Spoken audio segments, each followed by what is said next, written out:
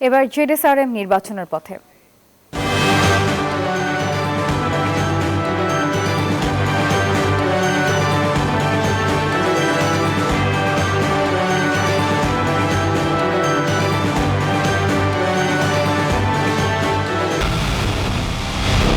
পুরো দেশের মুখে হাসি ফোটাতে নিজেকে হতে হয় স্ট্রং, আর মনোবল হতে হয় স্পার্ক দৃঢ়। জেডএসআরএম 25 বছরের পথ চলায় নিরাপদে রাখার প্রত্যয়ে।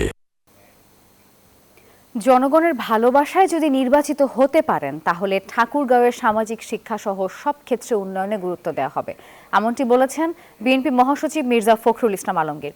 সোমবার দুপুরে ঠাকুরগাঁও জেলা রিটার্নিং কর্মকর্তার কার্যালয়ে মনোনয়নপত্র জমা দেন তিনি। আর এদিকে বগুড়ায় 7টি আসনে 56 প্রার্থী মনোনয়নপত্র সংগ্রহ করেছেন, গতকাল থেকে জমাও দিচ্ছেন।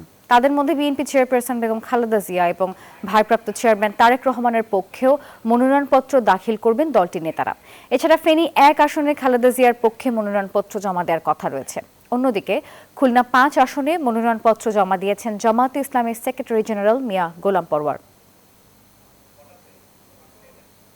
জনগণের ভালোবাসায় যদি আমরা নির্বাচিত হতে পারি তাহলে নিশ্চয়ই আমরা এই ঠাকুরগাঁও অঞ্চলের উন্নয়ন, সামাজিক পরিবেশকে উন্নত করা, এখানে শিক্ষা প্রতিষ্ঠানগুলোকে উন্নত করা, আমাদের আর্থসামাজিক ব্যবস্থাকে উন্নত করা, মানুষের কর্মসংস্থান সৃষ্টি করা, এই বিষয়গুলোকে আমরা গুরুত্ব আরোপ করবো এবং আমাদের যে সমস্যা সেই সমস্যার আমরা সমাধান করব।